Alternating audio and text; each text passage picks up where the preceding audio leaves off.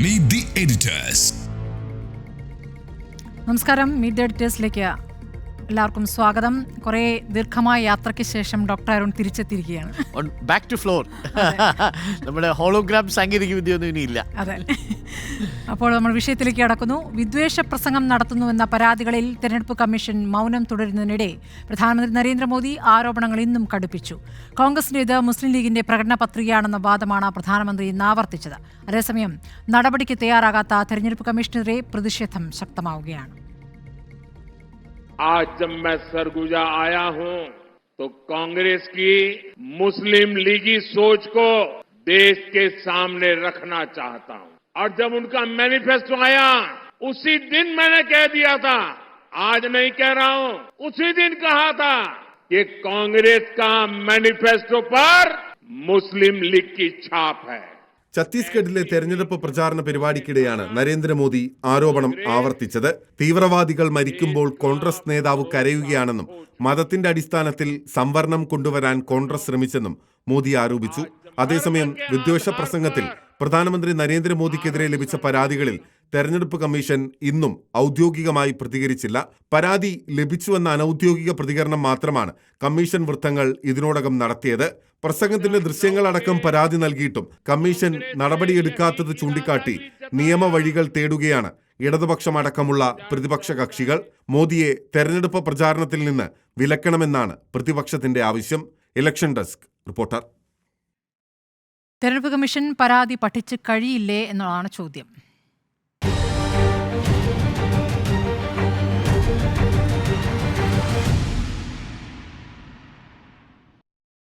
നമ്മൾ ഈ തെരഞ്ഞെടുപ്പ് കമ്മീഷനുമായി ബന്ധപ്പെട്ട വിഷയം കഴിഞ്ഞ രണ്ട് ദിവസമായി ചർച്ച ചെയ്യുന്നു. കമ്മീഷൻ ഒരു നടപടി എടുക്കുന്നില്ല. അപ്പോൾ ഇന്നേക്കാവുമ്പോഴേക്കും മൂന്നാമത്തെ പ്രസംഗം, മോദിയുടെ മൂന്നാമത്തെ പ്രസംഗമാണ്. മുസ്ലിം ലീഗ് സോച്ച് എന്ന് പറയുന്നത്. മുസ്ലിം ലീഗ് സോച്ച്, അതായത് മുസ്ലിം ലീഗിനെ ഏത് രൂപത്തിലുള്ള ഒരു വർഗീയ പാർട്ടിയായിട്ടാണോ ഒരു വർഗീയ കക്ഷിയായിട്ടാണ് കണ്ടിരിക്കുന്നത്. അപ്പോൾ ആ ചിന്തയാണ് ആ പ്രകടന പത്രികയിലെന്ന് പറഞ്ഞുകൊണ്ടാണ് ഇന്നത്തെ പ്രസംഗം. ഈ പഠിച്ചു കഴിയുന്നില്ല, കുറച്ച് ദിവസമായി തെളിവുകളൊക്കെ കിട്ടിയിട്ട് കമ്മീഷൻ. എന്താണ് പ്രതീക്ഷ? ഞാനിതിൽ പഠിച്ചു കഴിയും എന്നാണ് ഞാൻ പറയുന്നത്. പക്ഷേ പഠിച്ചു കഴിഞ്ഞതിന് ശേഷം എന്ത് നടപടി എന്ന് ചോദിച്ചാൽ നേരത്തെ കൊടുത്തിരിക്കുന്ന രണ്ട് പ്രധാനപ്പെട്ട പരാതികളുണ്ട്. അതിലൊരു പ്രധാനപ്പെട്ട പരാതി എന്ന് പറയുന്നത് ഈ തെരഞ്ഞെടുപ്പുമായി ബന്ധപ്പെട്ടുകൊണ്ട് വ്യാപകമായ രീതിയിൽ എൻഫോഴ്സ്മെൻറ്റ് ഡയറക്ടറേറ്റിനെ ഉപയോഗപ്പെടുത്തി തെരഞ്ഞെടുപ്പിന് തൊട്ട് മുമ്പ് അന്വേഷണ ഏജൻസികളെ ദുരുപയോഗം ചെയ്യുന്നു.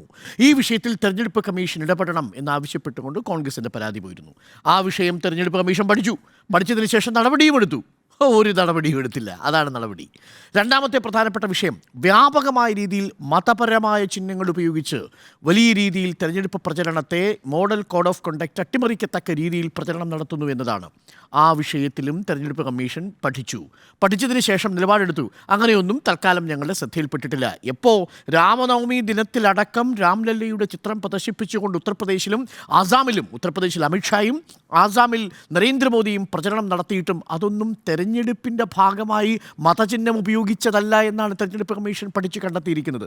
ഇപ്പോൾ അടുത്ത പരാതി വന്നിരിക്കുന്നു. ഈ പരാതി അനുസരിച്ച് സാമുദായിക സ്പർദ്ധ വളർത്തുന്ന രീതിയിലുള്ള പ്രചരണം നടത്തിയിരിക്കുന്നു. അത് മോഡൽ കോഡ് ഓഫ് കണ്ടക്റ്റിൻ്റെ ജനറൽ കണ്ടക്ട് റൂൾസ് പ്രകാരം 3 പ്രധാനപ്പെട്ട റൂൾസിൻ്റെ ലംഘനമാണ് എന്നാണ് അഭിഷേക് മനു സിംഗ്വിയും ഒപ്പം പരാതി നൽകിയിരിക്കുന്ന ഒന്നും രണ്ടുമല്ല എന്നത് ആലോചിക്കണം. 20,000-ലധികം പരാതികളാണ് തെരഞ്ഞെടുപ്പ് കമ്മീഷന് ലഭിച്ചിരിക്കുന്നത്. ആ പരാതിയുടെ അടിസ്ഥാനത്തിൽ ഇപ്പോൾ പ്രാരംഭ നടപടി എന്ന നിലയിൽ ജില്ലാ വരണാധികാരിയോട് ആ പ്രസംഗത്തിൻ്റെ പൂർണ്ണരൂപം ശേഖരിക്കാനും അതുമായി ബന്ധപ്പെട്ടുള്ള പരിശോധന നടപടിക്രമങ്ങൾ തുടങ്ങിയിരിക്കുന്നുവെന്നാണ് ഇലക്ഷൻ കമ്മീഷൻ പറയുന്നത്. ഞാൻ മനസ്സിലാക്കുന്നത് തെരഞ്ഞെടുപ്പ് കമ്മീഷൻ ഈ വിഷയത്തിലൊരു നടപടി എടുത്തേ മതിയാവൂ. പക്ഷേ അത് എപ്പോഴെടുക്കുമെന്നതാണ് പ്രധാനപ്പെട്ട പ്രശ്നം. ആ നടപടി ഈ രണ്ടാം ഘട്ടത്തിൽ നമ്മൾ തിരഞ്ഞെടുപ്പിലേക്ക് പോകുന്നതിന് മുൻപുണ്ടാകുമോ അതല്ല രണ്ടാം ഘട്ടത്തിന് ശേഷമായിരിക്കുമോ? ഞാൻ മനസ്സിലാക്കുന്നത് ഒരു പക്ഷേ നാളെയോടുകൂടി തെരഞ്ഞെടുപ്പ് കമ്മീഷൻ ഇക്കാര്യത്തിൽ ഒരു തീരുമാനമെടുത്തേക്കാം.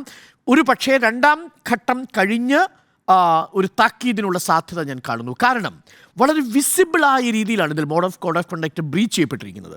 എങ്ങനെയെന്ന് നമ്മൾ കഴിഞ്ഞ 2 ദിവസങ്ങളായി ചർച്ച ചെയ്തതാണ്. അതിൽ ഈ ജനറൽ കണ്ടക്ട് റൂൾസിൽ പറയുന്നത് പോലെ സാമുദായിക സ്പർദ്ധ വളർത്തിയിട്ടുണ്ടോ? ഉണ്ട്. കാരണം വളരെ കൃത്യമായി മുസ്ലിം കമ്മ്യൂണിറ്റിയെക്കുറിച്ച് പരാമർശിക്കുന്നു. ഒപ്പം അവരെന്നും നിങ്ങളെന്നുമുള്ള രീതിയിൽ മറുഭാഗത്ത് ഭൂരിപക്ഷ മതത്തെക്കുറിച്ച് സംസാരിക്കുന്നു. അവിടെയുള്ള സ്ത്രീകളോടും കുട്ടികളോടും ചോദിക്കുന്നു, നിങ്ങളുടെ മംഗല്യസൂത്രങ്ങളടക്കം ഇവർ തട്ടിപ്പറിച്ചു കൊണ്ടുപോകുന്ന ഒരു സാഹചര്യം ഉണ്ടാകും എന്ന് പറയുന്നു. അപ്പോൾ ഒരു ഭാഗത്ത് സമുദായ സ്പർദ്ധ വളർത്തുന്നു. രണ്ടാമത് ഒരു പാർട്ടിയെക്കുറിച്ച് പറയുമ്പോൾ ആ പാർട്ടിയുടെ നയങ്ങളെ വസ്തുതാവിരുദ്ധമായി ചിത്രീകരിക്കാനോ വക്രീകരിക്കാനോ കഴിയില്ല. അതാണ് മോഡൽ കോഡ് ഓഫ് കണ്ടക്ട് പറയുന്നത്. പക്ഷേ ഇവിടെ അങ്ങനെയല്ല. ഇവിടെ അതിനെ വക്രീകരിക്കുകയാണ്. ഈ ഒരു തിരഞ്ഞെടുപ്പിൽ ജാതി സെൻസസിനോടൊപ്പം തന്നെ സാമ്പത്തികമായ സർവേയും നടത്തുമെന്നും അഥവാ ഇൻസ്റ്റിറ്റ്യൂഷൻ ആൻഡ് ഫിനാൻഷ്യൽ സർവേ നടത്തും എന്ന് പറയുന്നതിനെ ഏതെങ്കിലും തരത്തിൽ നിലവിലിരിക്കുന്ന ഏതെങ്കിലും ഒരു കമ്മ്യൂണിറ്റിയുടെ സ്വത്ത് മറ്റൊരു കമ്മ്യൂണിറ്റിക്കെടുത്ത് റീഡിസ്ട്രിബ്യൂട്ട് ചെയ്യുമെന്ന രീതിയിലുള്ള വ്യാഖ്യാനം കൊടുക്കുകയാണ്. അത് തട്ടിപ്പറിക്കും എന്ന രീതിയിലുള്ള വ്യാഖ്യാനം കൊടുക്കുകയാണ്. അത് ഈ പറയുന്ന മോഡൽ കോഡ് ഓഫ് കണ്ടക്റ്റിൻ്റെ മാതൃകാ പെരുമാറ്റച്ചട്ടത്തിൻ്റെ കൃത്യമായ ലംഘനമാണ് എന്നത് വിസിബിളാണ്. മൂന്നാമത്തതാണ് പ്രധാനപ്പെട്ട കാര്യം. അതാണ് ഒരു മതത്തെ ഉപയോഗിച്ച് തിരഞ്ഞെടുപ്പിൽ ക്യാമ്പയിൻ നടത്തുന്നു എന്നതാണ് പ്രധാനപ്പെട്ട കാര്യം. അത് മോഡൽ കോഡ് ഓഫ് കണ്ടക്റ്റിൻ്റെ മാത്രമല്ല, റെപ്രസെൻറ്റേഷൻ ഓഫ് പീപ്പിൾസ് ആക്ടിൻ്റെ 123 സെക്ഷൻ 3, 123 സെക്ഷൻ 3A ഇത് രണ്ടിൻ്റെയും പരസ്യമായ ലംഘനമാണ്. അപ്പോൾ ഇത്രയും ലംഘനങ്ങൾ, മോഡൽ കോഡ് ഓഫ് കണ്ടക്റ്റിൻ്റെ ലംഘനം, റെപ്രസെൻറ്റേഷൻ ഓഫ് പീപ്പിൾസ് ആക്ട് 1951 ലംഘനം, ഇത് രണ്ടും കൺമുന്നിൽ നടക്കുകയും രേഖാമൂലം തിരഞ്ഞെടുപ്പ് കമ്മീഷന് പരാതി ലഭിക്കുകയും ചെയ്താൽ നിലവിൽ തിരഞ്ഞെടുപ്പ് കമ്മീഷന് ഇനിയും നിശബ്ദമായിരിക്കാൻ കഴിയില്ല. പക്ഷേ ആ നടപടി ഒരു താക്കീതിലാണ് ഒതുങ്ങുക. പക്ഷേ ഇതിൽ ഇങ്ങനെയല്ല സംഭവം. രൺദീപ് സുർജേവാലയ്ക്കെതിരെ എന്താണ് ആ പരാതി വരുന്നത്? അമിത് മാളവ്യ രൺദീപ് സുർജേവാല നടത്തിയ പ്രസംഗം എക്സിൽ ഷെയർ ചെയ്ത് അതിൽ നിന്നാണ് പ്രചോദനം ഉൾക്കൊണ്ടുകൊണ്ട് പരാതി വരികയും ആ പരാതിയിലാണ് ഇലക്ഷൻ കമ്മീഷൻ വളരെ പെട്ടെന്ന് നടപടിയെടുക്കുന്നു. 48 മണിക്കൂർ എല്ലാ ഫോറങ്ങളിൽ നിന്നും മാറ്റി നിർത്തുകയാണ്. സാമൂഹിക മാധ്യമങ്ങളിൽ അടക്കം അദ്ദേഹത്തിന് പ്രചരണം നടത്താൻ കഴിയാത്ത സാഹചര്യമുണ്ടാവുന്നു. കോൺഗ്രസിൻ്റെ സ്പോക്ക് പേഴ്സണാണ് രൺദീപ് സുർജേവാല എന്ന് ഓർമ്മിക്കണം. അപ്പോൾ അത്തരത്തിലൊരു നടപടി ഉണ്ടാവില്ല. പഠിച്ചു കഴിയും. പഠിച്ചതിന് ശേഷം ഒരു താക്കീതിൽ ഇത് വരാനാണ് സാധ്യത എന്നാണ് ഞാൻ മനസ്സിലാക്കുന്നത്. അതും ഒരു പക്ഷേ രണ്ടാം ഘട്ടം കഴിഞ്ഞതിന് ശേഷമായിരിക്കും വരിക. കാരണം പോളിംഗ് ബൂത്തിലേക്ക് പോകുന്ന ഈ 102 മണ്ഡലങ്ങളും 88 മണ്ഡലങ്ങൾ വളരെ നിർണായകമായ മണ്ഡലങ്ങളാണ്. ആദ്യത്തെ ഫേസിൽ 102 മണ്ഡലങ്ങൾ പോയി. അതിൽ ഏറ്റവും ഒടുവിലുള്ള കണക്കുകൾ പ്രകാരം, ആഭ്യന്തര സർവേ പ്രകാരം തന്നെ 55 സീറ്റുകൾ ഇന്ത്യ മുന്നണിക്ക് ലഭിക്കാനുള്ള സാധ്യതയുണ്ടെന്നാണ്. 49 കഴിഞ്ഞ വർഷത്തെ ടാലി എന്ന് പറയുന്നത്. അവിടെ ഇന്ത്യ മുന്നണിക്ക് മേൽക്കൈ നേടാൻ സാധിക്കും ഒന്നാം ഘട്ടത്തിലെന്നാണ്. രണ്ടാം ഘട്ടത്തിലും ഒരുപക്ഷെ ആ രീതിയിലുള്ള വലിയ രീതിയിലുള്ള ഒരു മുന്നേറ്റം കാഴ്ചവെക്കാൻ കഴിയുമോ? അതിനിടയ്ക്ക് ഏതെങ്കിലും തരത്തിൽ നരേന്ദ്രമോദിക്കെതിരെ ഒരു താക്കീതുമായി തിരഞ്ഞെടുപ്പ് കമ്മീഷൻ വന്നാൽ എന്താ സംഭവിക്കാൻ സാധ്യതയുള്ളത്? ഇതിലൊരു വലിയൊരു പ്രചരണം നടന്നിട്ടുണ്ട്. നമ്മൾ സാധാരണ ഈ വാട്സപ്പിനെ കുറിച്ച് പറയാറുണ്ട്. വാട്സപ്പ് ഒരു എക്കോ ചേമ്പറാണെന്ന് പറയാറുണ്ട്. ഈ പ്രസംഗത്തിൻ്റെ ഇമ്പാക്റ്റ് ഈ കൊച്ചു കേരളത്തിലിരുന്ന് നമ്മൾ പറയുന്നതിനും 10 മടങ്ങായി കഴിഞ്ഞു. ഈ പ്രസംഗം പല രൂപത്തിൽ എഡിറ്റ് ചെയ്യപ്പെട്ട് വാട്സപ്പ് വീഡിയോ ആയി രാജസ്ഥാനിലും ബീഹാറിലും ഉത്തർപ്രദേശിലും വ്യാപകമായ രീതിയിൽ പ്രചരിച്ചു കഴിഞ്ഞു. എവിടെയാണ്? സാമൂഹിക മാധ്യമ കൂട്ടായ്മകളിൽ, കുടുംബ സദസ്സുകളിൽ ഒക്കെ ഇത് പ്രചരിച്ചു കഴിഞ്ഞിരിക്കുകയാണ്. നിങ്ങളുടെ മംഗല്യസൂത്രം എടുത്തുകൊണ്ട് പോകും കോൺഗ്രസ് അധികാരത്തിൽ വന്നാൽ എന്നതാണ് ആ പ്രചരണത്തിൻ്റെ ടാഗ് ലൈൻ തന്നെ. എന്ന് പറഞ്ഞാൽ വാട്സപ്പ് സമൂഹങ്ങളിലെ സന്ദേശത്തിന് ആധികാരികത നൽകിക്കഴിഞ്ഞിരിക്കുന്നു. തെരഞ്ഞെടുപ്പ് കമ്മീഷൻ പാലിക്കുന്ന ഓരോ നിമിഷത്തിലെ മൗനവും അതിന് കൂടുതൽ ആധികാരികത നൽകും. അതിങ്ങനെ കാട്ടുതീ പോലെ പടർന്നുകൊണ്ടേയിരിക്കും. ഇന്നിപ്പോൾ മറ്റൊരു പ്രധാനപ്പെട്ട വാദം കൂടി നരേന്ദ്രമോദി ഉയർത്തിയിട്ടുണ്ട്. അത് ഇൻഹെറിറ്റൻസ് ടാക്സിനെ കുറിച്ചുള്ളതാണ്. എന്താണ്? അതും വസ്തുതാവിരുദ്ധമായ കാര്യമാണ് പറയുന്നത്. സാമ്പിത്രത ഉദ്ധരിച്ചാണ് പറയാൻ പോകുന്നത്. ഏതെങ്കിലും തരത്തിൽ കോൺഗ്രസ് അധികാരത്തിൽ വന്നാൽ നിങ്ങളുടെയും നിങ്ങളുടെ കുഞ്ഞുങ്ങളുടെയും സ്വത്ത് കോൺഗ്രസ് എടുക്കുകയും ടാക്സ് ചുമത്തുകയും ചെയ്യും. പറഞ്ഞിരിക്കുന്ന വാചകം എങ്ങനെയാണ്? ജീവിച്ചിരിക്കുന്നവർക്കും മരിച്ചവർക്കും ടാക്സ് ഏർപ്പെടുത്തും കോൺഗ്രസ് അധികാരത്തിൽ വന്നാൽ. എന്താണ് യഥാർത്ഥത്തിൽ വസ്തുത? എന്താണ്? 1985 ഈ ഇൻഹെറിറ്റൻസ് ടാക്സ് അഥവാ എസ്റ്റേറ്റ് ടാക്സ് എന്ന് പറയുന്നത് രാജീവ് ഗാന്ധിയുടെ കാലത്ത് അവസാനിപ്പിക്കുന്നത്. അത് അവസാനിപ്പിച്ചത് ഇന്ത്യൻ നാഷണൽ കോൺഗ്രസ് ആണ്. പക്ഷെ പിന്നീട് ഇരു മുന്നണികളിലും പെട്ടവർ ഇൻഹെറിറ്റൻസ് ടാക്സിനെ, എസ്റ്റേറ്റ് ടാക്സിനെ വലിയ പ്രീതിയോടുകൂടി സമീപിക്കുന്നത് നമ്മൾ കണ്ടു. അതിൽ 2014 നരേന്ദ്രമോദി സർക്കാരിൻ്റെ കാലത്തെ സാമ്പത്തിക സഹമന്ത്രി ജയൻ സിൻഹ ഇതിനകത്ത് ഒരു നിലപാടെടുത്തിട്ടുണ്ട്. അരുൺ ജെയ്റ്റ്ലിക്കും ഇത് നടപ്പിലാക്കണമെന്ന് ആഗ്രഹമുണ്ടായിരുന്നു. പക്ഷേ ഇവിടെ സാമ്പിത്രോതയുടെ വാക്കുകൾ ഉദ്ധരിച്ച് അതിനെ വക്രീകരിച്ച് അത് കോൺഗ്രസിൻ്റെ വാക്കുകളായി തെറ്റിദ്ധരിപ്പിച്ചുള്ള പ്രചരണം കൂടിയുണ്ട്. അപ്പോൾ ഈ പ്രചരണങ്ങളെല്ലാം കാട്ടുതീ പോലെ സാമൂഹിക മാധ്യമങ്ങളിലൂടെ, വാട്സപ്പ് ഗ്രൂപ്പുകളിലൂടെ പ്രചരിപ്പിച്ചുകൊണ്ടേയിരിക്കുകയാണ്. അതുകൊണ്ട് പഠിച്ചു കഴിയും. പക്ഷേ പഠിക്കാനെടുക്കുന്ന സമയം എന്ന് പറയുന്നത് ഇതിനകം തന്നെ ആ ഇമ്പാക്റ്റ് ഉണ്ടാക്കി കഴിഞ്ഞിരിക്കും എന്നുള്ളതാണ് ഞാൻ മനസ്സിലാക്കുന്നത്. അത് വലിയ രീതിയിൽ ഉത്തർപ്രദേശിലും രാജസ്ഥാനിലും ബീഹാറിലും ഇമ്പാക്റ്റ് ഉണ്ടാക്കും. ഈ ഡിവിസീവ് പൊളിറ്റിക്സിലേക്ക് അവർ എത്തിയതിൻ്റെ പശ്ചാത്തലമൊക്കെ നമ്മൾ ഇന്നലെ സംസാരിച്ചു. അപ്പോൾ ആ ഡിവിസീവ് പൊളിറ്റിക്സിനെ ഏതെങ്കിലും തരത്തിൽ തടയിടണമെന്നുണ്ടെങ്കിൽ, ഈ നുണയുടെ പ്രചരണത്തെ തടയണമെങ്കിൽ എത്രയും പെട്ടെന്ന് ഇലക്ഷൻ കമ്മീഷൻ ഒരു നടപടി എടുക്കുക എന്നുള്ളതാണ്. പക്ഷെ ഞാൻ മനസ്സിലാക്കുന്നത് വൈകും. ഈ രണ്ടാം ഘട്ടം കഴിഞ്ഞതിനു ശേഷമായിരിക്കും അത് വരിക. ഒരു താക്കീതിലെങ്കിലും ഒതുക്കാതെ അത് പോകാൻ കഴിയില്ല. ഇനി ആ താക്കീത് പോലും ഉണ്ടാകുന്നില്ലെങ്കിൽ ആ അവസാനത്തെ പ്രതീക്ഷയും നഷ്ടപ്പെട്ടു എന്ന് ഞാൻ പറയും. ഇപ്പോൾ പരാതി പഠിച്ചു കഴിയില്ലേ ഇലക്ഷൻ കമ്മീഷൻ ചോദിക്കുമ്പോൾ എന്താണ് ഇലക്ഷൻ കമ്മീഷൻ പഠിക്കേണ്ടത്?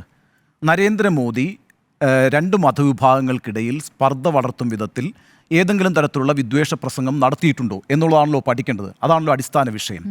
ഇത്തരത്തിലുള്ള പ്രസംഗങ്ങൾ വിദ്വേഷ പ്രസംഗങ്ങളാകുമെന്നും അത് വേണമെങ്കിൽ പെരുമാറ്റച്ചട്ട ലംഘനമായി തീരാമെന്നും അറിയാത്ത ഒരാളല്ല നരേന്ദ്രമോദി. നരേന്ദ്രമോദി ആദ്യമായിട്ട് തെരഞ്ഞെടുപ്പിൽ മത്സരിക്കുന്ന ഒരാളല്ല. നരേന്ദ്രമോദി ആദ്യമായി തെരഞ്ഞെടുപ്പ് പ്രചരണത്തിൽ ഇറങ്ങുന്ന ഒരാളല്ല. അപ്പോൾ ഇക്കാര്യത്തിലൊക്കെ വളരെ വ്യക്തമായ ധാരണയുള്ള ആളാണ്. എന്നിട്ടും എന്തുകൊണ്ട് നരേന്ദ്രമോദി മുസ്ലിം വിരുദ്ധ വിദ്വേഷ പ്രസംഗം നടത്തിയെന്നുള്ളതാണല്ലോ നമ്മൾ ആദ്യം അന്വേഷിക്കേണ്ടത്. നോക്കൂ, ഒന്നാം ഘട്ട പോളിംഗ് ഏപ്രിൽ 19 നടന്നു. ഏപ്രിൽ 19 ഒന്നാം ഘട്ട പോളിംഗ് നടക്കും വരെ നരേന്ദ്രമോദി ഊന്നൽ നൽകിയത് മോദിയുടെ ഗ്യാരണ്ടി എന്ന് പറയുന്ന പ്രചാരണ വിഷയത്തിനായിരുന്നു. അദ്ദേഹം എല്ലാ സ്ഥലങ്ങളിലും പോയി പ്രസംഗിച്ചത് സർക്കാർ ചെയ്തുകൊണ്ടിരിക്കുന്നതും ഇനി ചെയ്യാനിരിക്കുന്നതുമായ കാര്യങ്ങളെക്കുറിച്ചാണ്. അവിടെയൊന്നും തന്നെ കാര്യമായ രീതിയിൽ ഒരു ഡിവിസീവ് പൊളിറ്റിക്സ്, ഒരു മതസ്പർദ്ധ വളർത്തുന്ന രീതിയിൽ ഒരു ആൻറ്റി മുസ്ലിം പ്രസംഗമൊന്നും എവിടെയും നരേന്ദ്രമോദി നടത്തിയിട്ടില്ല. എന്നാൽ ഏപ്രിൽ 19 ശേഷമാണ് നരേന്ദ്രമോദി കൃത്യമായും മുസ്ലിം വിരുദ്ധ പ്രസംഗങ്ങളിലേക്ക് കടക്കുന്നത്. എന്തുകൊണ്ടാണ്? നമ്മളിപ്പോൾ നോക്കിക്കോളൂ, ഈ 102 സീറ്റുകളിലേക്കാണ് ഏപ്രിൽ 19 തെരഞ്ഞെടുപ്പ് നടന്നത്. 102 സീറ്റുകളിൽ 93 സീറ്റുകളിലും 93 മണ്ഡലങ്ങളിലും 2019 അപേക്ഷിച്ച് വോട്ടിംഗ് ശതമാനം കുറവായിരുന്നു. വോട്ടിംഗ് ശതമാനം വലിയ രീതിയിൽ കുറവായിരുന്നു. ഞാനൊരു ഉദാഹരണം പറയാം. ഇപ്പോൾ 2023 അവസാനം, അതായത് കഴിഞ്ഞ വർഷം അവസാനം രാജസ്ഥാനിലെ തെരഞ്ഞെടുപ്പ് നടന്നു. രാജസ്ഥാനിലെ നിയമസഭാ തെരഞ്ഞെടുപ്പിൽ എത്രയായിരുന്നു വോട്ടിംഗ് പെർസെൻറ്റേജ്? 75%. രാജസ്ഥാനിൽ 12 സീറ്റുകളിലേക്കാണ് ഈ ഏപ്രിൽ 19 തെരഞ്ഞെടുപ്പ് നടന്നത്. അവിടെ 54.78 വോട്ടിംഗ് ശതമാനം, അതായത് 55%. എത്രയാണ് കുറവ്? ഓൾമോസ്റ്റ് 20% കുറവാണ്. എന്താണ് ഇത് സൂചിപ്പിക്കുന്നത്? ഇത് സൂചിപ്പിക്കുന്നത് വളരെ വ്യക്തമായി ഈ തിരഞ്ഞെടുപ്പിൽ ഒരു തരംഗമില്ല എന്നാണ്. ഒരു ട്രെൻഡ് ഉണ്ട് എങ്കിൽ വലിയ രീതിയിൽ പോളിംഗ് നടക്കും. ഇപ്പോൾ 2014 UPA സർക്കാരിനെതിരായിട്ടുള്ളൊരു തരംഗമുണ്ടായിരുന്നു, പ്ലസ് നരേന്ദ്രമോദിക്ക് അനുകൂലമായൊരു തരംഗമുണ്ടായിരുന്നു. അങ്ങനെ വലിയൊരു വോട്ടിംഗ് അവിടെ നടന്നു. 2019 മോദി തരംഗമുണ്ടായിരുന്നു, ഒപ്പം പുൽവാമ, ബാലക്കോട്ടും ഉണ്ടായിരുന്നു. വലിയ രീതിയിൽ വോട്ടിംഗ് നടന്നു. പക്ഷേ 2024 അങ്ങനെ ഒരു തരംഗമില്ല. മോദി തരംഗവുമില്ല, സർക്കാരിന് അനുകൂലമായ തരംഗവുമില്ല എന്ന് ആദ്യം തിരിച്ചറിഞ്ഞത് നരേന്ദ്രമോദിയാണ്. ഇതാ അപകടം സംഭവിച്ചിരിക്കുന്നു എന്ന് കൃത്യമായി നരേന്ദ്രമോദിക്ക് ബോധ്യപ്പെട്ടിരിക്കുന്നു. അതുകൊണ്ട് പിന്നെ എടുത്ത് കളിക്കാവുന്നൊരു കാർഡാണ് മുസ്ലിം വിരുദ്ധത. അതുകൊണ്ട് 2024 ഈ തെരഞ്ഞെടുപ്പിൽ ഏകപക്ഷീയമായിരിക്കില്ല ഈ തെരഞ്ഞെടുപ്പ് എന്ന് ഞാൻ 1.5 മാസമായി പറയുന്നുണ്ട്. കാരണം മറ്റു വിഷയങ്ങൾ ജനങ്ങളെ ബാധിച്ചു തുടങ്ങിയിരിക്കുന്നു. അവർ അസ്വസ്ഥരാണ്. തൊഴിലില്ലായ്മയുടെ കാര്യത്തിൽ, വിലക്കയറ്റത്തിൻ്റെ കാര്യത്തിൽ, കാർഷിക പ്രതിസന്ധിയുടെ കാര്യത്തിലൊക്കെ മനുഷ്യർ ദുരിതം അനുഭവിച്ചു കൊണ്ടിരിക്കുമ്പോൾ അവരുടെ മുമ്പിൽ പോയി നിന്നുകൊണ്ട് ഈ സർക്കാരിൻ്റെ മോദി ഗ്യാരണ്ടി എന്ന് ആവർത്തിച്ചാൽ അത് വോട്ടാകില്ല എന്നും ഒരു കൃത്യമായ ആൻറ്റി ഇൻകംബൻസി ഉണ്ട് എന്നും തനിക്ക് അനുകൂലമായൊരു തരംഗമില്ലെന്നും തിരിച്ചറിഞ്ഞ മോദി അവസാനം ഒരു കമ്മ്യൂണൽ കാർഡ് എടുത്ത് കളിച്ചിരിക്കുന്നു. അതാണ് താൻ ഇനി എന്ത് സംസാരിച്ചാലും പെരുമാറ്റച്ചട്ട ലംഘനം വരികയാണെങ്കിൽ തന്നെ അതൊരു താക്കീതിൽ അവസാനിക്കും, അല്ലെങ്കിൽ അവസാനിപ്പിക്കാൻ കഴിയും എന്ന് ഉത്തമ ബോധ്യമുള്ള നരേന്ദ്രമോദി മുസ്ലിം വിരുദ്ധ കാർഡിറക്കി കളിച്ചിരിക്കുന്നത്. ഇതാണ് ഇന്ത്യയിലെ രാഷ്ട്രീയ സാഹചര്യം എന്ന് പറയുന്നത്. നോക്കൂ, ഇവിടെ എന്താണ് സംഭവിച്ചിരിക്കുന്നത്? എങ്ങനെയാണ് ഈ സ്പർദ്ധയുണ്ടാക്കാൻ അദ്ദേഹം ശ്രമിക്കുന്നത്? വളരെ ബുദ്ധിപൂർവ്വമാണ്. അതായത് കോൺഗ്രസ് ഈ തെരഞ്ഞെടുപ്പിൽ മുന്നോട്ട് വെച്ചിരിക്കുന്ന ഏറ്റവും സുപ്രധാനമായ മുദ്രാവാക്യം അവർ അധികാരത്തിൽ വന്നാൽ കാസ്റ്റ് സർവേ നടത്തുന്നതാണ്. കാസ്റ്റ് സർവേ നടത്തുക മാത്രമല്ല, സാമ്പത്തിക സർവേ നടത്തുമെന്ന് പറയുന്നു. നമുക്ക് ആദ്യം കാസ്റ്റ് സർവേ എടുക്കാം.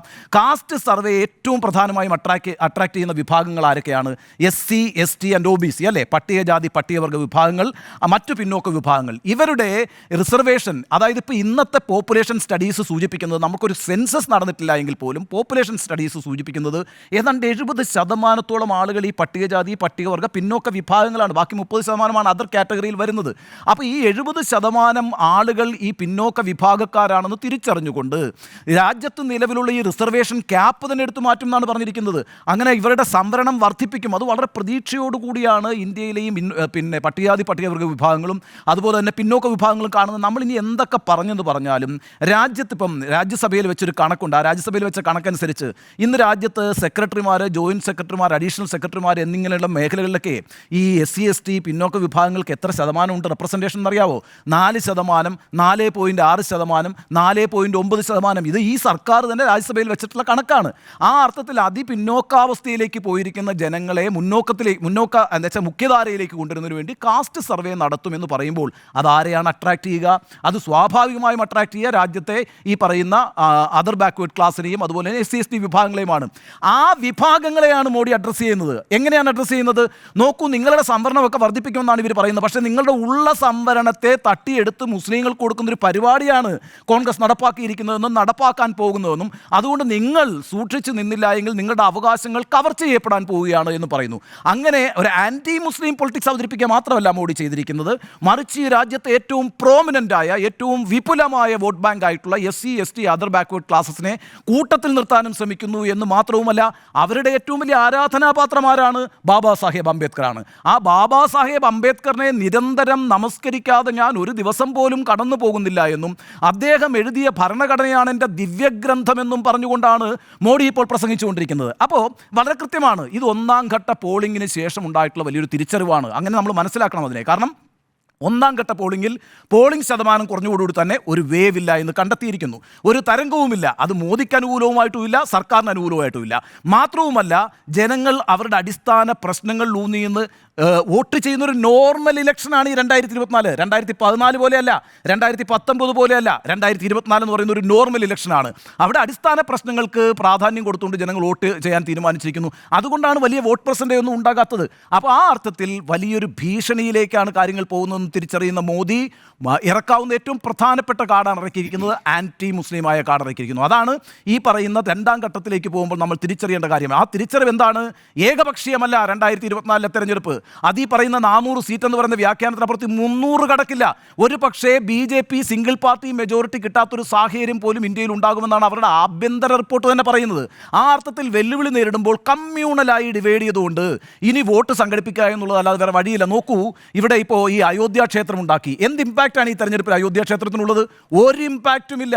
ചെങ്കോല് സ്ഥാപിച്ചില്ലേ പാർലമെന്റിൽ കൊണ്ടുപോയിട്ട്? എന്ത് ഇമ്പാക്റ്റാണുള്ളത്? ഒരു ഇമ്പാക്റ്റും ഇല്ല.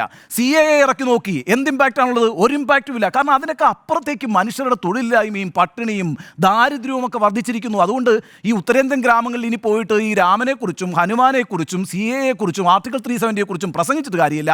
ഇനി കത്തിക്കേണ്ടത് മുസ്ലിം വിരോധം മാത്രമാണ്. അത് മാത്രമാണ് ട്രംപ് കാർഡ്. അതെല്ലാ പ്രാവശ്യവും അവരുടെ ട്രംപ് കാർഡാണ്. അത് അവസാന ഘട്ടത്തിലാണ് അവർ സ്വാഭാവികമായിട്ടും അത് ആദ്യഘട്ടത്തിൽ ഇറക്കുന്ന ഒരു രീതിയാണ് ഉണ്ടായിരുന്നത്. പക്ഷേ ഇപ്രാവശ്യം 10 വർഷത്തെ തൻ്റെ പ്രവർത്തനത്തിൻ്റെ ഒരു വലിയ ഇമേജ് ഉണ്ടെന്നും തനിക്കൊരു വലിയ ലാർജർ ദാൻ ലൈഫ് ഇമേജ് ഉണ്ട് എന്നും തെറ്റിദ്ധരിച്ച മോഡി ആദ്യഘട്ടത്തിൽ മോദി ഗ്യാരണ്ടി പറഞ്ഞ് വോട്ട് പിടിക്കാൻ ശ്രമിച്ചു. ഒന്നാം ഘട്ടത്തിലെ പോളിംഗിൽ നിന്ന് അവർക്കൊരു വലിയ തിരിച്ചറിവുണ്ടായിരിക്കുന്നു. ഇനി അങ്ങോട്ടേക്ക് കമ്മ്യൂണൽ ടെൻഷൻസ് ഉണ്ടാക്കുന്ന പ്രസ്താവങ്ങൾ ഒരു വിട്ടുവീഴ്ചയും ചെയ്യാതെ നടത്തിക്കൊണ്ടിരിക്കും. ഇപ്പം മോഡി പ്രസംഗിച്ചതിന് തൊട്ടു പിന്നാലെ ഈ പ്രശ്നങ്ങൾ അങ്ങ് ഏറ്റെടുത്തുകൊണ്ട് യോഗി ആദിത്യനാഥ് പ്രസംഗിക്കുന്നില്ലേ, കേശവ് പ്രസാദ് മൗര്യ പ്രസംഗിക്കുന്നില്ലേ, ഇങ്ങനെ എല്ലാവരും ഇനി കത്തിക്കാൻ പോകുന്ന അമിത്ഷാ പ്രസംഗിക്കുന്നില്ലേ, ഇനി എല്ലാവരും ഈ പറയുന്ന ആൻറ്റി മുസ്ലിം സ്ലോഗൻ ആയിരിക്കും ഉയർത്തുക. അതെന്തുകൊണ്ടാണെന്ന് വെച്ചാൽ BJP ഭയപ്പാടിലേക്ക് എത്തിയിരിക്കുന്നു. BJPക്ക് വിറളി പിടിച്ചിരിക്കുന്നു. BJP വിചാരിച്ചതുപോലെ ഏകപക്ഷീയമാകില്ല ഈ തെരഞ്ഞെടുപ്പ് എന്നവർക്ക് ബോധ്യം വന്നിരിക്കുന്നു. അതുകൊണ്ട് കൂടുതൽ കമ്മ്യൂണൽ ടെൻഷൻസ് ഉണ്ടാക്കുന്ന കാര്യങ്ങളിലേക്ക് ഇനി പോകും. അക്കാര്യത്തിൽ ഒരു നോക്കുകുത്തിയുടെ സ്വഭാവമായിരിക്കും കേട്ടോ. എനിക്ക് അരുൺ പറഞ്ഞ ആ പ്രതീക്ഷ ഒട്ടും തന്നെയില്ല. കാരണം എന്താണെന്ന് വെച്ചാൽ ഇതിനേക്കാൾ വലിയ ഒരു അല്ല, അത് അതിഭീകരമായ ഒരു സ്റ്റേറ്റ്മെന്റാണ് 2019 നടത്തിയത്. പുൽവാമയിൽ മരിച്ചു പോയ ഈ എന്താ പറയുക, രാജ്യത്തിന് വേണ്ടി മരിച്ച സൈനികരുടെ പേരിൽ വോട്ട് ചോദിച്ച ആളാണ് നരേന്ദ്രമോദി. അതിൻ്റെ പേരിൽ 2019 പെരുമാറ്റച്ചട്ടം ലംഘിച്ചു എന്ന് പറഞ്ഞിട്ടൊരു കേസുണ്ട്. ആ കേസിൽ നടപടിയെടുക്കണമെന്ന് അശോക് ലവാസ എന്ന് പറയുന്ന ഇലക്ഷൻ കമ്മീഷണർ ആവശ്യപ്പെട്ടു. എന്നിട്ട് അത് നടപ്പാക്കാൻ കഴിയില്ല എന്ന് രാജീവ് കുമാർ എന്ന് പറഞ്ഞു. ഈ അശോക് ലവാസ 2 വർഷം മുമ്പ് രാജിവെക്കുമ്പോൾ ഒരു കാര്യം ആലോചിക്കണം. രാജീവ് കുമാർ രാജിവെച്ച് അദ്ദേഹത്തിന് ടേം കഴിഞ്ഞാൽ പിന്നെ അടുത്ത മുഖ്യ തെരഞ്ഞെടുപ്പ് കമ്മീഷണർ അശോക് ലവാസയായിരുന്നു. അദ്ദേഹം അതിനെതിരായിട്ട് പറഞ്ഞപ്പോൾ എന്താ സംഭവിച്ചത്? അദ്ദേഹത്തിന് രാജിവെച്ച് പുറത്തു പോകേണ്ടി വന്നത് എന്തുകൊണ്ടാണ്? അദ്ദേഹത്തിൻ്റെ ബന്ധുക്കളെ മുഴുവൻ റെയ്ഡ് ചെയ്തു, എല്ലാ വീടുകളും റെയ്ഡ് ചെയ്ത് ഭീഷണിയിലാക്കി കളഞ്ഞു. രാജ്യം വിട്ടുപോയ അശോക് ലവാസ. അതുകൊണ്ട് ഈ പറയുന്ന ഇലക്ഷൻ കമ്മീഷൻ ഇക്കാര്യത്തിലൊരു തീരുമാനം എടുക്കുമെന്നോ എന്തെങ്കിലും ഒരു നടപടിയിലേക്ക് പോകുമെന്നോ നരേന്ദ്രമോദിയെ താക്കീത് ചെയ്യുമെന്നോ എന്ന് ഞാൻ വിചാരിക്കുന്നില്ല. എന്ന് മാത്രവുമല്ല, ഒരു പൊതു തിരഞ്ഞെടുപ്പിൻ്റെ ഘട്ടത്തിൽ ഒരു രാജ്യത്തിൻ്റെ പ്രധാനമന്ത്രിയെ അവിടുത്തെ തെരഞ്ഞെടുപ്പ് കമ്മീഷൻ താക്കീത് ചെയ്യുന്ന സാഹചര്യം ഉണ്ടായാൽ അതുണ്ടാക്കാൻ പോകുന്ന ഇമ്പാക്റ്റ് ചെറുതല്ല. അങ്ങനെയൊന്നും തലവെച്ച് കൊടുക്കും ഈ ഇലക്ഷൻ കമ്മീഷൻ, അല്ലെങ്കിൽ അതിനും മാത്രം ധൈര്യമുണ്ട് ഈ ഇലക്ഷൻ കമ്മീഷൻ എന്ന് ഞാൻ വിചാരിക്കുന്നില്ല. അതുകൊണ്ട് നടപടിയൊന്നും ഉണ്ടാവില്ല. അതെന്തുമായിക്കൊള്ളട്ടെ, ഞാൻ സംസാരിച്ചത് ഈ മുസ്ലിം വിരുദ്ധ പ്രസംഗത്തിൻ്റെ രാഷ്ട്രീയ സാഹചര്യമാണ്. BJP അങ്ങേയറ്റം പേടിയിലാണ്, ഭയത്തിലാണ്. വിറളി പിടിച്ച BJP അവർക്ക് അവസാനമായി ഉപയോഗിക്കാൻ പറ്റുന്ന ആൻറ്റി മുസ്ലിം കാർഡ് ഇറക്കി കളിച്ചുകൊണ്ടിരിക്കുകയാണ്. അതിനെയും തുടരും. ഒരു പെരുമാറ്റച്ചട്ടവും മോഡിക്ക് ബാധകമല്ല. ഒരു പെരുമാറ്റച്ചട്ടത്തെയും അംഗീകരിച്ചുകൊണ്ട് മോഡി ഇനിയും മുന്നോട്ട് പോകാൻ പോകുന്നില്ല. ഈ പറയുന്ന വിദ്വേഷ പ്രസംഗങ്ങളുടെ ആവർത്തനങ്ങൾ മോഡിയിൽ അവസാനിക്കുകയോ ചെയ്യില്ല. മോഡിയിൽ നിന്ന് ആരംഭിച്ച് അതെല്ലാ നേതാക്കളിലൂടെയും, എല്ലാ BJP നേതാക്കളിലൂടെയും പടർന്ന് ഒരു വിദ്വേഷാന്തരീക്ഷം അന്തരീക്ഷം രാജ്യത്തുടനീളം സൃഷ്ടിച്ചുകൊണ്ട് അതെങ്ങനെ വോട്ടാക്കി മാറ്റാം എന്ന പരീക്ഷണത്തിലാണ് BJP ഇപ്പോൾ ഏർപ്പെട്ടിരിക്കുന്നത്. പരാതി പഠിച്ചു കഴിയില്ലേ എന്ന ചോദ്യത്തിന് പരാതി പഠിച്ചു കഴിയാൻ യാതൊരു സാധ്യതയും കാണുന്നില്ല. കാരണം ഇനി അങ്ങോട്ടുള്ള ദിവസങ്ങളിൽ ഇനിയും തീവ്രമായ പ്രസംഗങ്ങൾ നടത്താനുള്ളതാണ്. അപ്പോൾ ഇങ്ങനെ കിട്ടിയിട്ടുണ്ട്, പരിശോധിച്ചു വരികയാണ് എന്നുള്ള മറുപടി വീണ്ടും പ്രതിപക്ഷം ഇത് ചോദ്യം ആവർത്തിക്കുകയാണെങ്കിൽ പറയുമായിരിക്കും. അതിലപ്പുറം ഒന്നും ചെയ്യാൻ സാധ്യതയില്ല. കാരണം നമുക്കറിയാം ഈ തെരഞ്ഞെടുപ്പ് കമ്മീഷൻ ഏത് രൂപത്തിലാണ് വന്നതെന്നും അവരുടെ പൂർവാശ്രമത്തിൽ അവർ ഏതൊക്കെ സ്ഥാനങ്ങളിലാണ് ഇരുന്നതെന്ന് നമുക്കറിയാം. അപ്പോൾ ആ രൂപത്തിലാണ് അവരെ കൊണ്ടുവന്നിരിക്കുന്നത്. അപ്പോൾ തിരിച്ചൊന്നും പറയാൻ കഴിയാത്ത വിധത്തിലാണ് അവരുടെ പോസ്റ്റിംഗ് പോലും നടന്നിരിക്കുന്നത്. അപ്പോൾ ഒരു തരത്തിലും നടപടിയെടുക്കാൻ പോകുന്നില്ല എന്നുള്ളതാണ്. അപ്പോൾ നമുക്കറിയാം പ്രധാനമന്ത്രി കഴിഞ്ഞ ദിവസങ്ങളിൽ 3 ദിവസങ്ങളായി നടത്തുന്ന പ്രസംഗങ്ങൾ പൂർണ്ണമായിട്ടും മുസ്ലിം വിരുദ്ധമായ പ്രസംഗങ്ങളാണ് നടത്തുന്നത്. രാഷ്ട്രീയ വിരോധത്തിനനുസരിച്ച് മുസ്ലിം വിരുദ്ധം ശക്തമായി പ്രകടിപ്പിച്ചുകൊണ്ടിരിക്കുകയാണ്. അതിലാണ് ഇപ്പോൾ കോൺഗ്രസ് മാനിഫെസ്റ്റോയെക്കുറിച്ച് പറയുന്നത്. ഇന്നും പറഞ്ഞു അത് മുസ്ലിം ലീഗ് ആണ് എന്ന് പറയുന്നു. അപ്പോൾ ലീഗിൻ്റെ കയ്യൊപ്പ് ചാർത്തിയ പ്രകടന പത്രികയാണ് കോൺഗ്രസിൻ്റേതെന്ന് പറയുന്നു. അത്രത്തോളം മുസ്ലിം ലീഗ് എന്ന പാർട്ടിയെ വേറെ രൂപത്തിൽ അവതരിപ്പിക്കുകയാണ്. അതാണ് പാകിസ്ഥാനുമായി ബന്ധപ്പെടുത്തിയൊക്കെ മുൻപ് പതാകയുമായി ബന്ധപ്പെടുത്തിയൊക്കെ പറഞ്ഞിരിക്കുന്നത്. യഥാർത്ഥത്തിൽ ഈ മാനിഫെസ്റ്റോ പറയുന്നത് എന്താണ്? ജാതി സർവേ നടത്തുമെന്നാണ് ആവർത്തിച്ച് പറയുന്നത്. ഇന്നിപ്പോൾ മോദിയുടെ പ്രസംഗത്തിന് ശേഷവും രാഹുൽ ഗാന്ധി പറയുന്നുണ്ട് ഞങ്ങൾ ജാതി സർവേ നടത്തും എന്ന് ആവർത്തിച്ച് പറയുന്നുണ്ട്. അപ്പോൾ ആ നിലപാടിൽ ഉറച്ചു നിൽക്കുന്നു കോൺഗ്രസ് എന്നുള്ളതാണ്. അപ്പോൾ രാജ്യത്ത് വർദ്ധിച്ചു വരുന്ന അസമത്വത്തിൻ്റെ പശ്ചാത്തലത്തിലാണ് ഇത്തരമൊരു സർവേ നടത്താൻ തീരുമാനിച്ചിരിക്കുന്നത് കോൺഗ്രസ്. 2014 2022 ഇടയ്ക്ക് നാഷണൽ ഇൻകത്തേക്കാൾ 10 ഇരട്ടിയാണ് ശതകോടീശ്വരന്മാരുടെ സമ്പത്ത് ഇന്ത്യയിൽ വർദ്ധിച്ചതെന്ന് ഫോബ്സ് മാഗസിൻ കണ്ടെത്തിയിട്ടുണ്ട്. അപ്പോൾ ഒരു പ്രത്യേക വിഭാഗത്തെ വളർത്തുന്നുണ്ട് ഈ മോദി സർക്കാർ, മോദിയുടെ ഈ 10 വർഷങ്ങളിൽ എന്നുള്ളത് ആ കണക്കാണ് പുറത്തു വന്നിരിക്കുന്നത്. ഉത്തരവാദപ്പെട്ട രാഷ്ട്രീയ പാർട്ടികൾക്ക്, അത് കോൺഗ്രസ് ആയാലും ഇടത് പാർട്ടികൾ ആരായാലും, അവർ നയങ്ങൾ രൂപീകരിക്കാൻ ചില വസ്തുക്കളുടെ കണക്കുകളൊക്കെ ഉപയോഗിച്ചിരിക്കും. അപ്പോൾ അതിനെയാണ് അങ്ങനെ നടത്തിയിരിക്കുന്ന സർവേയാണ്. ഇതിനെയാണ് സ്വത്തെടുത്ത് മുസ്ലിങ്ങൾക്ക് കൊടുക്കുന്നു എന്ന് കളവ് പറയുന്നത്.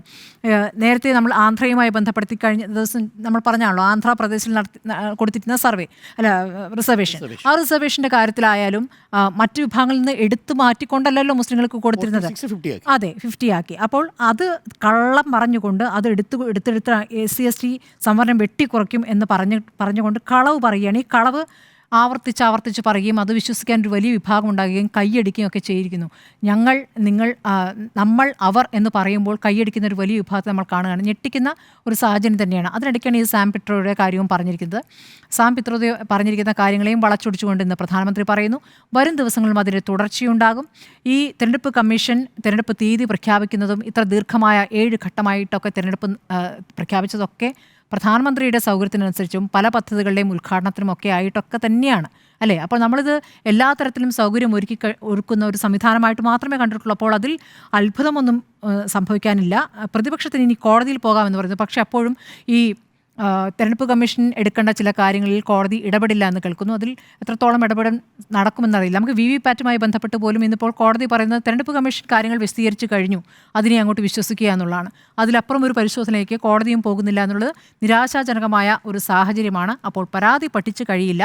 അതേസമയം പ്രതിപക്ഷത്തെ ഏതെങ്കിലും നേതാക്കളാണ് എന്തെങ്കിലും പറയുന്നതെങ്കിൽ അതിൽ വളരെ വേഗത്തിൽ നടപടിയെടുക്കാൻ പോവുകയും ചെയ്യുന്നുള്ള കാര്യം ഉറപ്പാണ്. ഇതിൽ ഒരു കാര്യം കൂടി അതിനകത്തൊന്ന് കൂട്ടിച്ചേർത്താൽ, നേരത്തെ ഞാൻ പറഞ്ഞതാണ് ഈ വാട്സപ്പിൻ്റെ പ്രചരണം എന്ന് പറയുന്നത്. കാരണം ഈ പ്രചരണങ്ങളുടെയൊക്കെ ലക്ഷ്യമെന്ന് പറയുന്നത് അടിസ്ഥാനമായി ഇത് ഇന്ത്യയിലെ ഒരു പൊതുസമൂഹമോ ഒരു അക്കാദമിക് സമൂഹം വിശ്വസിക്കുമെന്നോ മാധ്യമങ്ങൾ ഇതിനെ ചോദ്യം ചെയ്യില്ല എന്നൊന്നുമല്ല. ഇതൊക്കെ വളരെ സാധാരണക്കാരായ ആളുകളിലേക്ക് അതിവേഗം നിങ്ങൾക്ക് എത്തിക്കാനുള്ള ഒരു പാരഫെർനേലിയ, ഒരു സംവിധാനം BJPയുടെ ക്യാമ്പയിനുകൾക്കുണ്ട്. 2019 രസകരമായ കുറേ പഠനങ്ങൾ നടന്നിരുന്നു. ആ ലോക്സഭാ തെരഞ്ഞെടുപ്പ് എങ്ങനെയാണ് ഈ ഒരു വാട്സപ്പ് ഇലക്ഷനായി മാറിയത്. അതിന് കൊളംബിയ സർവകലാശാലയുടെ പഠനത്തിൻ്റെ ടൈറ്റിൽ തന്നെ പറയുന്നത് 2019 തിരഞ്ഞെടുപ്പ് എന്ന് പറയുന്നത് ഒരു വാട്സപ്പ് ഇലക്ഷൻ ആയിരുന്നു എന്നാണ്. കാരണം ഓരോ പോളിംഗ് ബൂത്ത് കേന്ദ്രീകരിച്ചുകൊണ്ട് 3 വാട്സപ്പ് ഗ്രൂപ്പുകൾ ഉണ്ടാക്കുന്നു BJP ശരാശരി ഇന്ത്യ രാജ്യത്ത് ഓരോ പോളിംഗ് ബൂത്തിനും. അതിൽ പൂർണ്ണമായും വോട്ടർമാരെ ചേർത്തിട്ട് അതിലേക്ക് ഫ്ലഡ് ഓഫ് മിസ്ഇൻഫർമേഷനാണ്, തെറ്റായ വാർത്തകളുടെ, വാസ്തവവിരുദ്ധമായ പ്രചരണങ്ങൾ, അതും അപരവിദ്വേഷത്തിലൂന്നിയ പ്രചരണങ്ങളുടെ പെരുമഴയാണ് ഈ എക്കോ ചെമ്പറുകളായി തീർന്നിരിക്കുന്ന വാട്സപ്പ് കൂട്ടായ്മകളിലേക്ക് വരുന്നത്. ഇപ്പോൾ ഈ മൻമോഹൻ സിംഗിന്റെ പ്രസംഗം പോലും അടർത്തിയെടുത്തിട്ടുള്ള ഒരു ഭാഗം അവർ പ്രചരിപ്പിച്ചുകൊണ്ടിരിക്കുകയാണ്. അത് പ്ലേ ചെയ്യൂ നമ്മുടെ ചർച്ചയിൽ എത്തുന്ന BJP പ്രതിനിധികൾ പറഞ്ഞുകൊണ്ടേയിരിക്കുകയാണ്. എന്താണ് യഥാർത്ഥത്തിൽ പറഞ്ഞത്? അതിന് തൊട്ടു മുമ്പ് പറഞ്ഞ പ്രയോറിറ്റിയെ കുറിച്ച് മറന്നുപോയി. ഈ വളരെ കൃത്യമായി പ്രയോറിറ്റി ഏരിയാസ് ഏതൊക്കെയാണ്, പ്രയോറിറ്റി സെക്ടർ ഏതൊക്കെയാണ് എന്ന് പറയുകയും ആ പ്രയോറിറ്റി സെക്ടറിൽ കർഷകർ ഉൾപ്പെട്ട വിഷയം, അഗ്രികൾച്ചർ ഉൾപ്പെട്ട വിഷയം, ഇറിഗേഷൻ ഉൾപ്പെട്ട വിഷയം, അടിസ്ഥാന സൗകര്യങ്ങൾ, ഒപ്പം തന്നെ SC/ST-യുടെ അപ്ലിഫ്റ്റ്മെൻറ്റ്, OBC-യുടെ അപ്ലിഫ്റ്റ്മെൻറ്റ്, കുട്ടികളുടെ, സ്ത്രീകളുടെ, ഇത്രയും കാറ്റഗറി കഴിഞ്ഞതിലാണ് മൈനോറിറ്റി വരുന്നത്. അത് കഴിഞ്ഞിട്ടാണ് ആ മൈനോറിറ്റിക്കുള്ളിൽ മുസ്ലിം മുസ്ലിം വിഭാഗം വരുന്നത്. അതും സച്ചാർ കമ്മിറ്റി വരുന്ന പശ്ചാത്തലത്തിലാണ് 2006 ഇങ്ങനെയൊരു പ്രസംഗം പ്രധാനമന്ത്രി മൻമോഹൻ സിംഗ് നടത്തുന്നത്. അതിനെയാണ് വക്രീകരിച്ചുകൊണ്ട് വാട്സപ്പുകളിലേക്ക് പ്രചരിപ്പിക്കാൻ ആവശ്യമായ കണ്ടന്റ് ഉണ്ടാക്കണം. ഞാൻ വിശ്വസിക്കുന്നത് ഇത് യഥാർത്ഥത്തിൽ ഈ വാട്സപ്പ് കമ്മ്യൂണിറ്റിക്ക് വേണ്ടി വളരെ കൃത്യമായി പ്ലാൻ ചെയ്തിരിക്കുന്ന ഒരു വ്യാജ വാർത്തയാണ്, ഒരു വ്യാജ വസ്തുതയാണ്. ആ വസ്തുതാവിരുദ്ധമായ പ്രചരണത്തിനു വേണ്ടി ഈ സംവിധാനങ്ങൾ ദുരുപയോഗപ്പെടുത്തിക്കൊണ്ടേയിരിക്കുന്നു, തുടർച്ചയായി ദുരുപയോഗപ്പെടുത്തിക്കൊണ്ടേയിരിക്കുന്നു. അതിൻ്റെ തുടർച്ചയാണ് ഞാൻ നേരത്തെ പറഞ്ഞ ഈ ഇൻഹെറിറ്റൻസ് ടാക്സിൻ്റെ വിഷയം ഇന്നിപ്പോൾ ഉയർത്തിക്കാട്ടിയിരിക്കുന്നതെന്നേ. യഥാർത്ഥത്തിൽ ലോകത്ത് ഇൻഹെറിറ്റൻസ് ടാക്സ് ഏറ്റവും കൂടുതലുള്ളത് ജപ്പാനിലാണ്. ഇന്ത്യയിൽ ഇൻഹെറിറ്റൻസ് ടാക്സ് ഇല്ല. അമേരിക്ക 40% കണക്കാണ് പറഞ്ഞത്. ഇന്ത്യയിൽ അത് നിരോധിച്ചത് കോൺഗ്രസ് ആണ്. ആ വസ്തുത മറച്ചു വെച്ചുകൊണ്ടാണ് പറയുന്നത്, നിങ്ങളുടെ അച്ഛൻ മരിച്ചു പോയാൽ അച്ഛൻ്റെ സ്വത്തിന് 40% ടാക്സ് ഏർപ്പെടുത്താൻ പോകുന്നു കോൺഗ്രസ്. സ്വാഭാവികമായും കുട്ടികൾ കൺസേൺഡ് ആവും. അവരെ സംബന്ധിച്ച് വലിയ വിഷയമാണ്. അപ്പോൾ ഇത് രണ്ടും കൂടി ക്ലബ് ചെയ്യും. അവരെങ്ങനെ ക്ലബ് ചെയ്യുക? ഇന്നലെ പറഞ്ഞു, നിങ്ങളുടെ അമ്മയുടെ മംഗല്യസൂത്രം പോലും ഇതാ മുസ്ലിം വിഭാഗത്തിന് എടുത്തു കൊടുക്കാൻ പോകുന്നു. ഇന്ന് പറയുന്നു, നിങ്ങളുടെ അച്ഛൻ മരിച്ചാൽ ആ സ്വത്തിൻ്റെ 40% സർക്കാർ ടാക്സായി കണ്ടുകെട്ടാൻ പോകുന്നു. മരിച്ചവനെയും ജീവിച്ചവനെയും ടാക്സ് ചെയ്യുന്നു. അപ്പോൾ അതിനെതിരെ പ്രിയങ്ക ഗാന്ധിയുടെ ഒരു ശക്തമായ മറുപടി ഇന്നലെ എന്റെ അമ്മയുടെ മംഗല്യസൂത്രം രാജ്യത്തിന് വേണ്ടിയാണ് നഷ്ടപ്പെടുത്തിയത്. അതെ, പക്ഷേ അതിന് രാജ്ദീപ് സന്ദേശായി പറയുന്നത്, ഇന്നലെ പ്രിയങ്ക ഗാന്ധി പറഞ്ഞത് ഒരു യോർക്കർ ആണെങ്കിൽ ഇന്ന് സാം പിത്രോദ ഒരു ഫുൾ ടോസ് ഇട്ട് കൊടുത്തു എന്നാണ്. ഇന്നലെ പറഞ്ഞത് വളരെ ഷാർപ്പായിട്ടുള്ള ബൈറ്റാണ് പ്രിയങ്കയുടെ. പക്ഷേ ഇന്നിപ്പോൾ സാം പിത്രോദ പറഞ്ഞിരിക്കുന്നത് നേരെ ഓപ്പോസിറ്റ് ആണ്. ഒടുവിൽ കോൺഗ്രസിന് സാം പിത്രോദ തള്ളി പറയേണ്ടി വന്നു ആ ഘട്ടത്തിൽ. പക്ഷേ അതൊരു വലിയ, ഇതിനകം തന്നെ ഞാൻ പറഞ്ഞല്ലോ, ഇതൊരു കാട്ടുതീ പോലെയാണ് ഈ നുണ പ്രചരിക്കുന്നത്.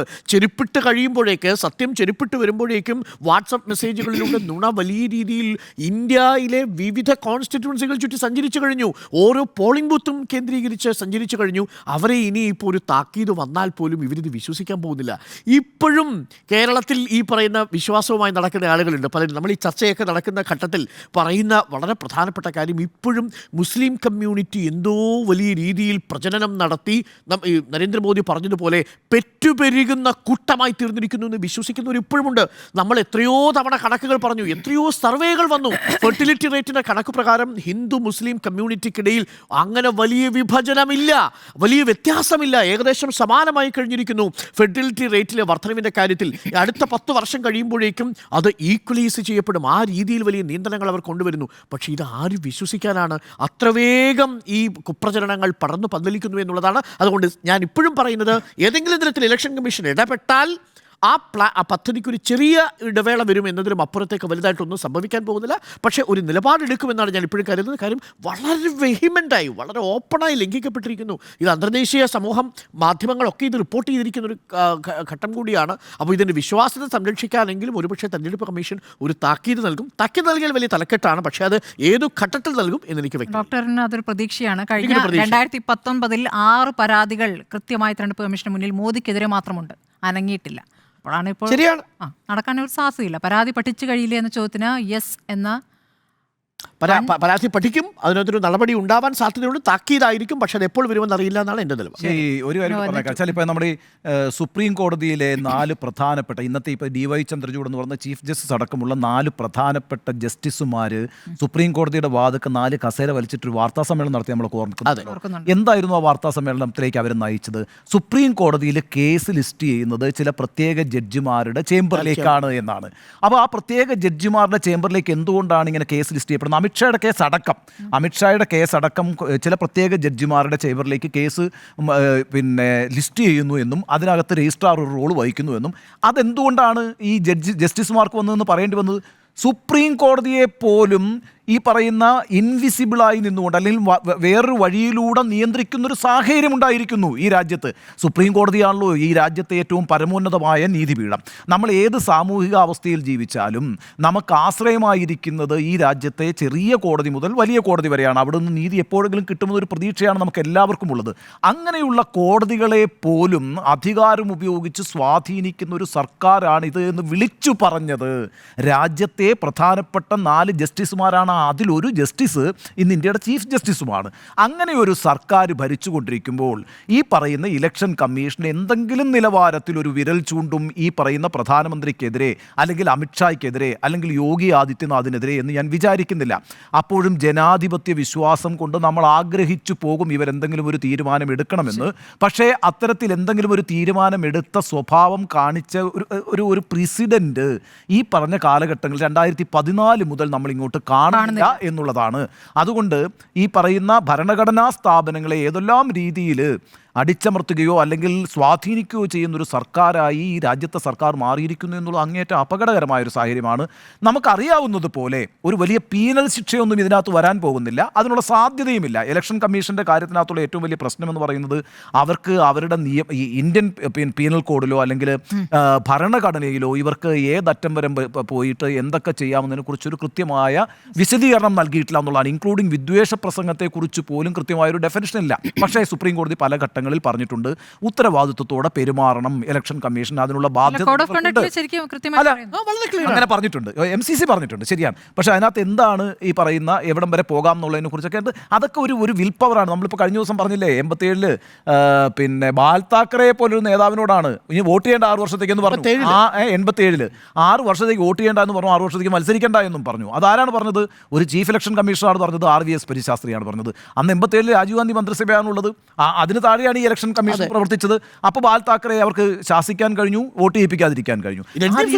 48 മണിക്കൂർ ഞാൻ ഇന്നലെ പറഞ്ഞു. കാരണം വെച്ചാൽ അത് നമ്മൾ അംഗീകരിക്കണം കേട്ടോ. കാരണം വെച്ചാൽ ഹേമമാലിനിയെ പോലെ ഒരു നേതാവിനെതിരായിട്ട്, നേതാവായിക്കോട്ടെ, ഒരു വനിതയ്ക്കെതിരായിട്ട് ഡെറോഗേറ്ററി ആയിട്ടുള്ള ഒരു കമന്റ് പറഞ്ഞിട്ടുണ്ട് എങ്കിൽ അൺസിവിലൈസ്ഡ്, അൺഡിഗ്നിഫൈഡ് ആൻഡ് വൾഗർ കമന്റ് എന്നാണ് ഇലക്ഷൻ കമ്മീഷൻ പറഞ്ഞിരിക്കുന്നത്. ആ പറഞ്ഞിരിക്കുന്നത് നിങ്ങൾ പറയുന്നത് ശരിയാ. കാരണം വെച്ചാൽ അത് ആരാണ് ട്വീറ്റ് ചെയ്തത്? അമിത് മാളവിയാണ് ട്വീറ്റ് ചെയ്തത്. ആ അമിത് മാളവിയ ട്വീറ്റ് ചെയ്തതിന്റെ അടിസ്ഥാനത്തിൽ ഒരു പരാതി ഉണ്ടാകുന്നു. പരാതിയുടെ പേരിൽ ഇമ്മീഡിയറ്റ് ആക്ഷൻ ആണ്, സ്പീഡ് ആണ്. നമ്മളിപ്പോഴും കേട്ടോണ്ടിരിക്കുന്ന ഈ ബെൻസ്വാരയിൽ അന്വേഷിച്ചിരിക്കുന്നതാണ്. ഈ ബെൻസ്വാര എന്ന് പറഞ്ഞാൽ ഈ ലോകത്തിന്റെ അങ്ങേ അറ്റത്തുള്ള ഏതോ ഒരു സ്ഥലമാണ്. അവിടെ നിന്ന് ഈ റിപ്പോർട്ടൊക്കെ കിട്ടാൻ ഒരുപാട് സമയം എടുക്കുമല്ലോ. ഒരു അനക്കവും അക്കാര്യത്തിൽ വെച്ചിട്ടില്ല. ഇനി എപ്പോഴെങ്കിലും ഈ റിപ്പോർട്ട് വരും, അതിന് മേലിൽ എപ്പോഴെങ്കിലും ഒരു നടപടിയോ ഒരു താക്കീതോ ഉണ്ടായാൽ ഉണ്ടായി. എന്നാലും നമുക്ക് അങ്ങനെ ആഗ്രഹിക്കാം, ജനാധിപത്യ വിശ്വാസികളായത് ആ നിലവാരത്തിൽ ഉയർന്ന ഇലക്ഷൻ കമ്മീഷൻ പ്രവർത്തിക്കണം എന്ന് ആഗ്രഹിക്കാം. പരാതി പഠിച്ചു കഴിയില്ല എന്ന ചോദ്യത്തിന് യെസ് എന്ന് 1, നോ എന്ന് 2.